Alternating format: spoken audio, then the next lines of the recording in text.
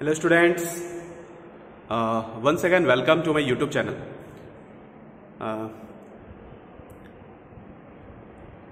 We have already read about the definite integral as a basic concepts, some related properties, basically starting properties.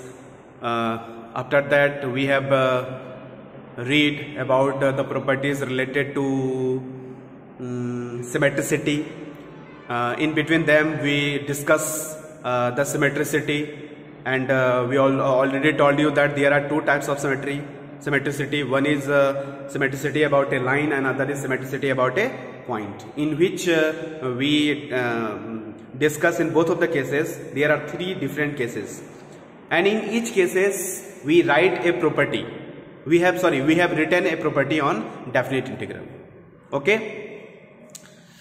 And after that we will discuss, we have already discussed lots of problems related to these properties, and I hope you really enjoy this this topic, that is definite integral. And in the last lecture we have basically discussed the properties and the problems related to the inequality based property. Clear? And these are the one of the best properties, and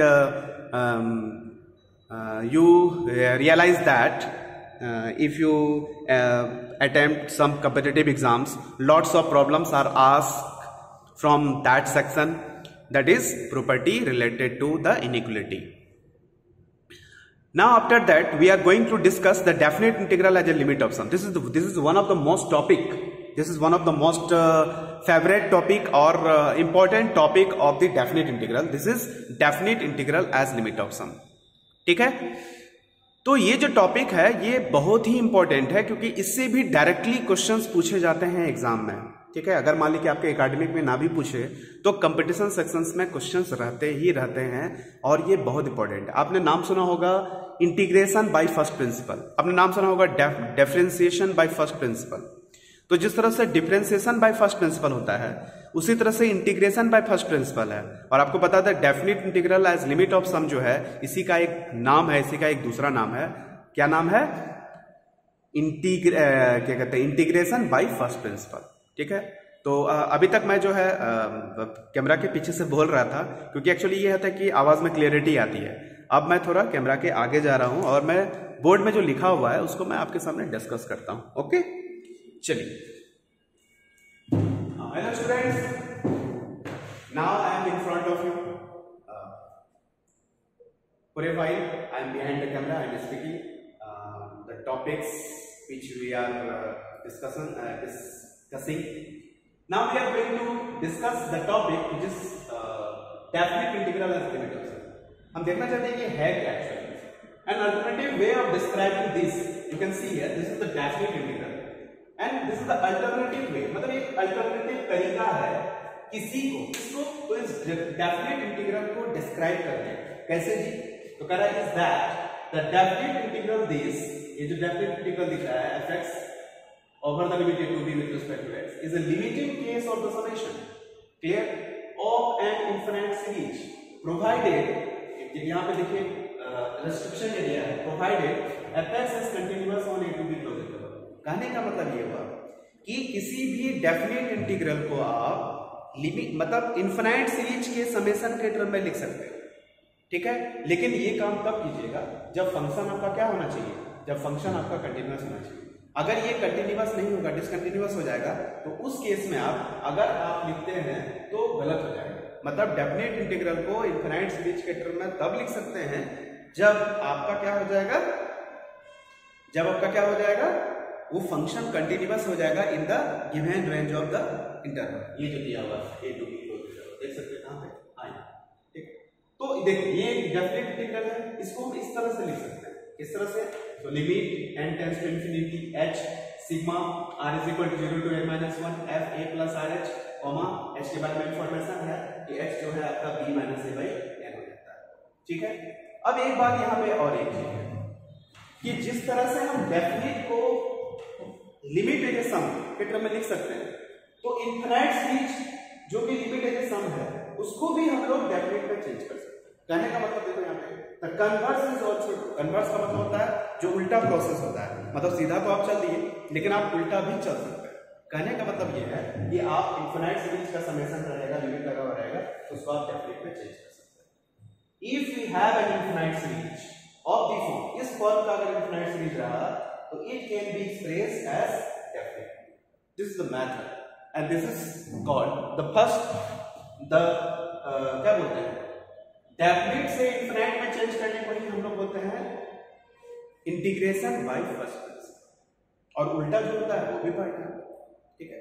basically जो उल्टा होता है सबसे पहले वो पढ़ेंगे और फिर सीधा जो है बाद में पढ़ेंगे, तो सीधा जो है थोड़ा लेंदी हो जाता है। और अगर आपको कंपटीशन, अगर आपको एकेडमी में पूछना रहेगा तो हमेशा यहां से यहां, मतलब आपको डेफिनेट से इनफिनाइट से लेना है, ठीक है। अब हम क्या करते हैं, इसको थोड़ा सा रीड कीजिए आप, और फिर मैं आपको इससे रिलेटेड कुछ और कंटेंट बताने जा रहा हूं, ओके।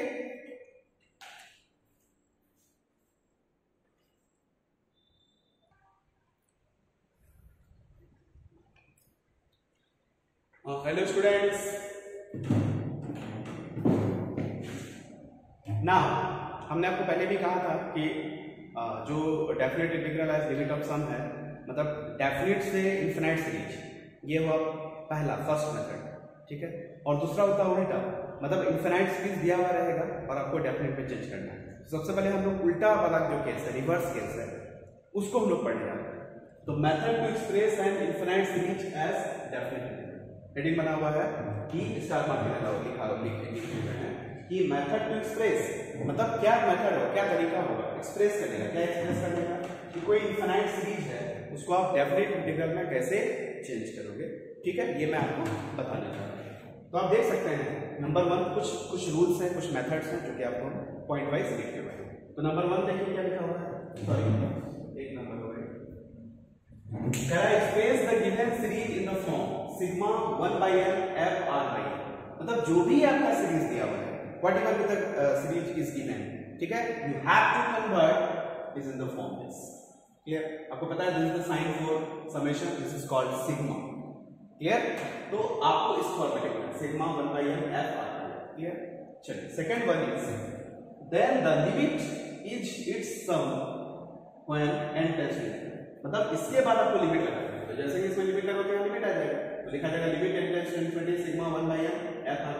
सेकंड मतलब पहले आपको एक्सप्रेस करना है इस फॉर्म में और बाद में आपको लिमिट लगा देना है। अभी लिमिट क्या लगाना है, limit n tends to infinity लगाना है। नेक्स्ट देखिए थर्ड नंबर जो कि बहुत important, replace r/n by x, मतलब जहां जहां भी r/n, देखो यहां r/n दिख रहा है तो r/n के जगह पे आपको x लिखना है। क्या लिखना है, x, और 1/n जहां भी रहेगा उसके बदले में आपको dx लिखना है, clear.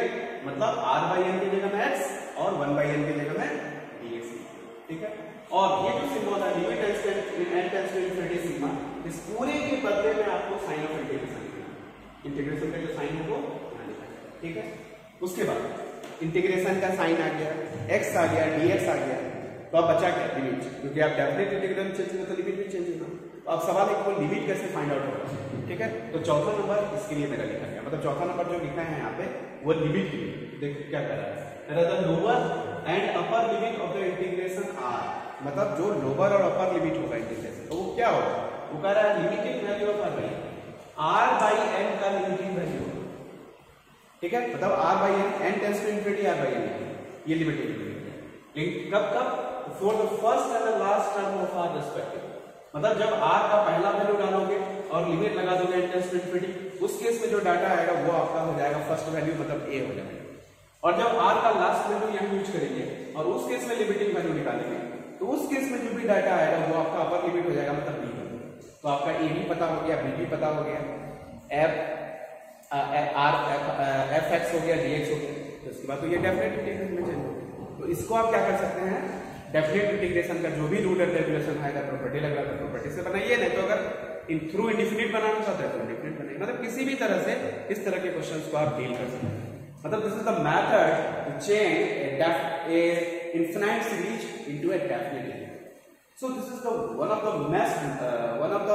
best method, and I have already told you that lots of problems are asked in the competitive sections as well as in academic examinations. Clear? अब हम क्या करेंगे, इससे रिलेटेड प्रॉब्लम्स देखेंगे और देखते हैं कि वो प्रॉब्लम को कैसे डील करते हैं, और पूरा का पूरा रूल जो मेथड्स आपको मैंने आपको बताया, इसी मेथड को मैं आपके सामने क्या करने जा रहा हूँ, एक्सप्रेस करने जा रहा हूँ इसके सामने। उसी मेथड को हम लोग पूरा का पूरा अप्लाई करने जा रहे हैं, ये कुछ करने जा रहे हैं। क्लियर? चलिए लुक एट दिस, मैं आ रहा हूँ।